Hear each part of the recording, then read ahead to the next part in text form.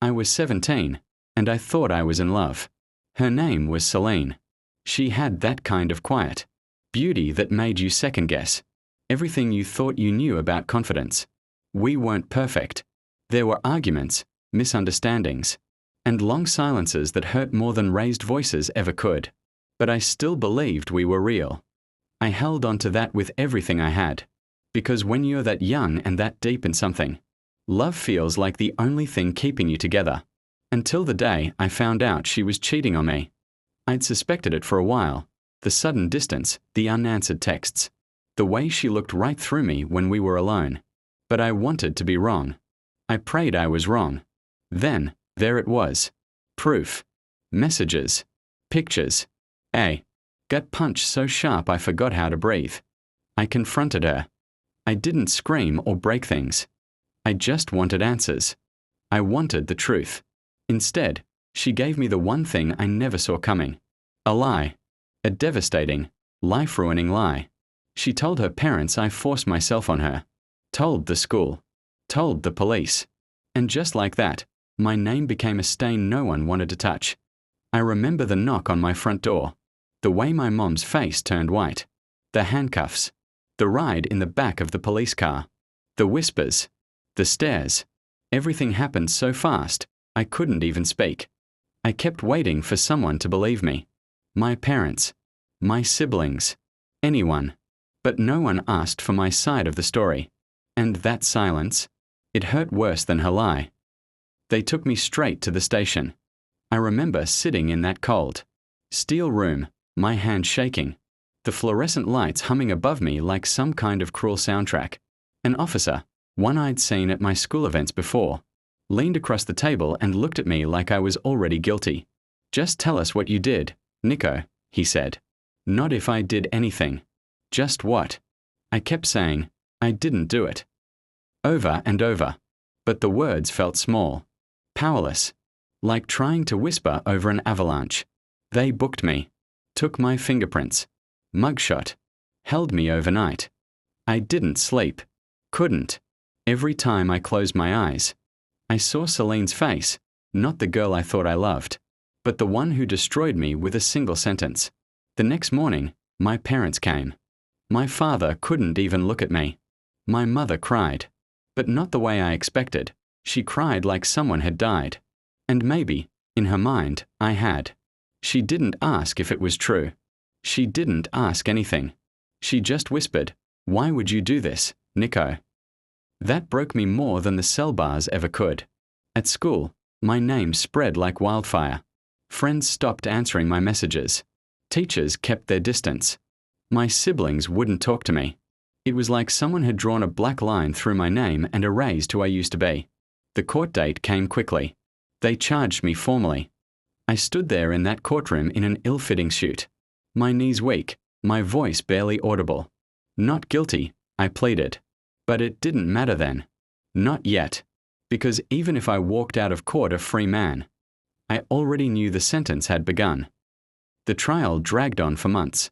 Each day felt like stepping into a battlefield with no armor, no backup, no hope. Celine sat there in the courtroom with her head down, surrounded by people who believed her. I sat at the defense table, alone, really, even with my lawyer beside me. My parents didn't show up. Not once. My siblings never called. It was like I'd been erased from their family tree the moment the accusation was made. The prosecutors painted me like a monster. They didn't care about the truth. They cared about winning. I remember sitting through her testimony, hearing her voice tremble, watching tears roll down her cheeks. The jury leaned in. Some even looked angry. At me. No one seemed to care that there were inconsistencies in her story. No one cared that the texts I had found, the ones that proved she was cheating, had vanished mysteriously. My lawyer did his best. He asked the right questions, raised doubt, brought up motive. But the damage was already done. The courtroom wasn't a place for truth. It was a place for performance. Still, somehow, against the weight of it all, the verdict came back. Not guilty. I didn't feel relief. I felt empty, like I had survived a car crash but couldn't stand up. I looked around, hoping someone, anyone would smile at me. hug me, say they knew I didn't do it. But the courtroom cleared out fast. Celine left with her people. I left with my silence. No welcome home. No apologies. No family waiting outside the courthouse. I was free. But freedom meant nothing when the people you loved had already sentenced you. That was the day I learned. Being innocent isn't enough when your name's already been buried. I came home from court to find my things in trash bags by the door. My mother didn't say a word. She just stood in the hallway with her arms crossed, like she was bracing herself against my presence. My father was nowhere in sight. My little sister peeked from behind the staircase. But when our eyes met, she shut the door. They didn't ask me how the trial went. They didn't care that I had been found innocent. In their eyes, the stain was permanent. Where am I supposed to go? I asked. My mother shrugged. You're old enough to figure that out. She didn't slam the door behind me. That would have taken emotion. She just closed it. Quiet. Final. I remember sitting on the curb with my trash bags. The evening sun casting long shadows across the street. Everything I had known, my home, my family, my name, was gone. Stripped like skin from bone. I crashed on a friend's couch for a few nights. Then another. But word got around. People were polite but uneasy. No one wanted to be associated with me. Some thought I had gotten away with it. Others just didn't want the drama. I stopped going to school.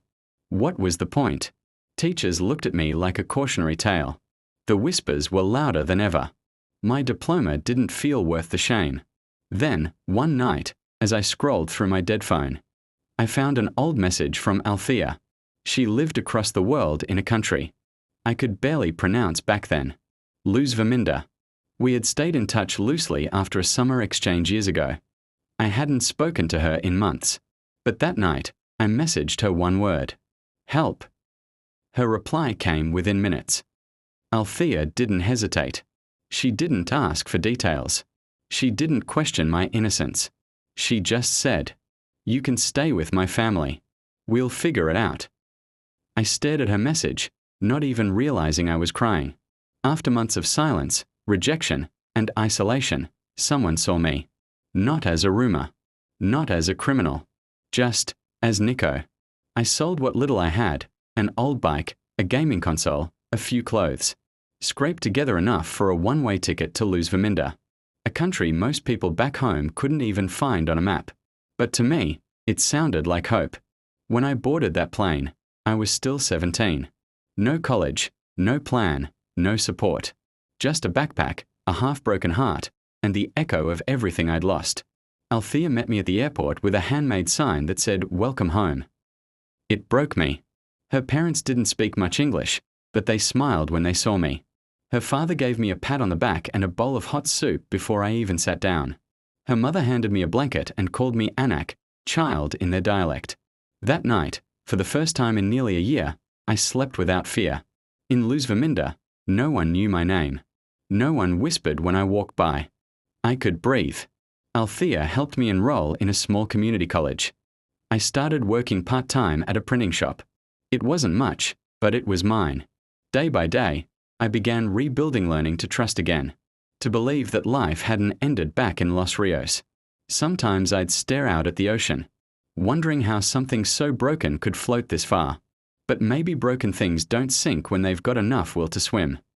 Luzviminda wasn't just a new place, it was a new life. Everything was slower here. Kinder. No one asked about my past. No one dug into court records or old headlines. I wasn't that kid from California anymore. I was just Nico, Althea's friend, the quiet guy from overseas who worked hard and kept to himself. I enrolled in school again. The classrooms were small, the professors patient. I had to relearn how to focus, how to believe that my voice still mattered. Slowly, I started to dream again, not big dreams, just steady ones. Stability, a job, maybe, one day, a life that didn't carry the weight of accusation. And then I met Myra. She was helping organize a campus outreach for underprivileged students when we first spoke. She was fire and calm all at once, blunt when she needed to be, gentle when no one expected it. I told her my story piece by piece, unsure if she'd walk away. But she never flinched. She held my silence without asking for more than I could give. Over time, her presence became my anchor. And after a few years, we married. Simple ceremony. No long guest list. No family flying in from Los Rios. Just love. 2 years later, we welcomed our twins, Luz and Elias. The day they were born, I held them in trembling arms and made a silent vow. They would never know the kind of pain I did. I became the father I had wished for, present, gentle, protective. With every diaper changed and every sleepless night. I wasn't just raising children. I was raising a version of myself that had never been allowed to grow. Luz Verminder gave me that gift. A place to grieve. A chance to rebuild. A reason to stay. It happened on a quiet afternoon. I had just come back from picking up Luz and Elias from school. They were playing in the living room, giggling over crayons and snack crumbs, while Myra hummed in the kitchen. It was one of those perfect moments, simple, ordinary, safe. Then my phone buzzed. An email. Subject, from Dad.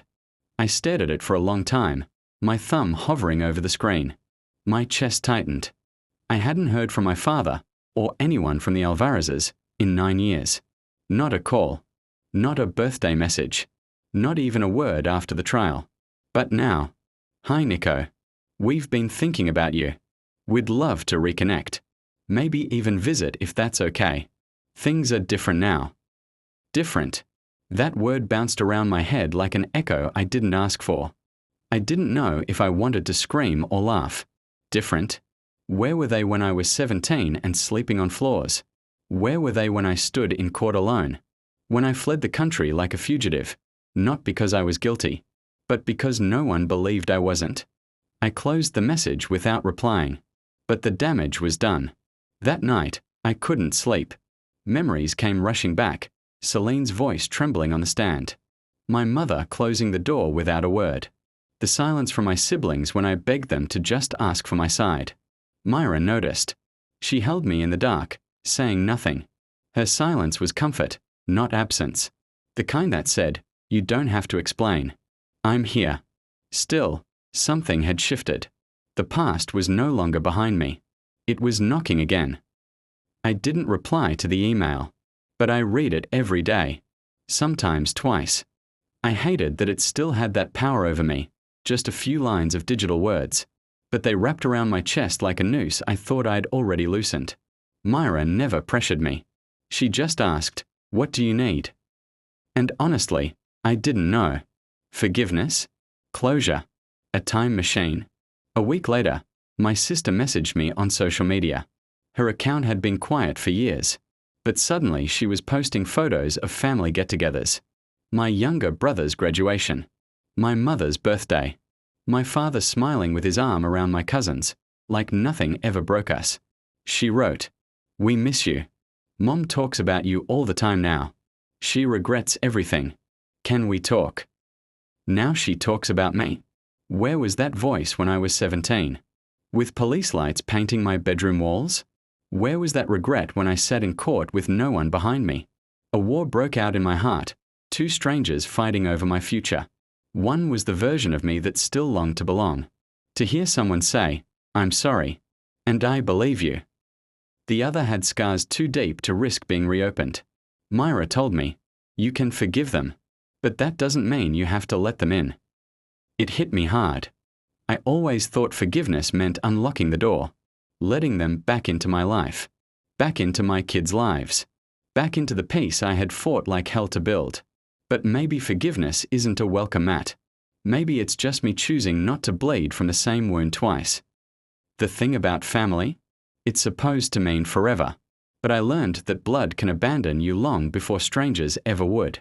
That the ones who should protect you are sometimes the first to push you into the fire. And yet, somehow, I survived. I looked at Luz and Elias playing on the porch, Myra watching them with that fierce, protective gaze. I realized something I hadn't dared admit before. This was my family. Not the people who turned their backs when I needed them, but the ones who stayed when I had nothing. Myra, who listened without flinching. Althea, who saved my life with a single message. The couple who gave me a room called me Anak, and never asked for more than my honesty. They didn't share my last name, but they helped rebuild me. I lit a candle that night, not for prayer, but for clarity. I sat with my heritage, Colombian and Argentine, two legacies of survival and fire. I remembered the stories my grandmother used to tell, of ancestors who crossed deserts with only hope and stubbornness, of people who were cast out and still made homes wherever they landed. I carried that blood too, not the kind that shares a name and forgets your innocence, the kind that refuses to die quietly. So I wrote a letter, not to send, just to say what I needed to say. I told them I had forgiven them, but I wouldn't forget. That my door wasn't locked, but it wasn't wide open either. That family, to me, now meant something earned, not something inherited. I folded it up, placed it in a drawer, and kissed my children goodnight. I had found my home, and it was nowhere near Los Rios. They never got to see the man I became, the one who wakes up before sunrise to make pancakes shaped like stars for his twins, the one who walks hand in hand with his wife to parent-teacher meetings and sits in the front row at every school play, the man who finally looks in the mirror and doesn't flinch. My name was dragged through the dirt when I was just a boy, but that boy, he grew up. He grew into someone who builds, not begs, who knows that love isn't proven by blood, but by who stays when the world turns dark, who understands now that sometimes survival is the loudest kind of revenge. I never replied to that email from my father, never answered the messages from my sister, not because I hated them, but because I loved myself too much to let them break me again. I didn't need them to witness my healing to know that it was real. Some wounds scar deeper than flesh, and some families never come back from what they did. But I came back. I came back from the courtroom whispers, from the cold floors of friends' apartments, from the guilt that was never mine to carry. I crossed an ocean and found peace in a place no one expected me to survive. I didn't just live, I rose. And now, as I watch Luz fall asleep curled against Myra, and Elias snore softly with a crayon in hand, I know. They didn't wait for me. But that's okay, because I stopped waiting for them, too. And in the end, I didn't need them to find home. I just needed to become the kind of man I could come home to.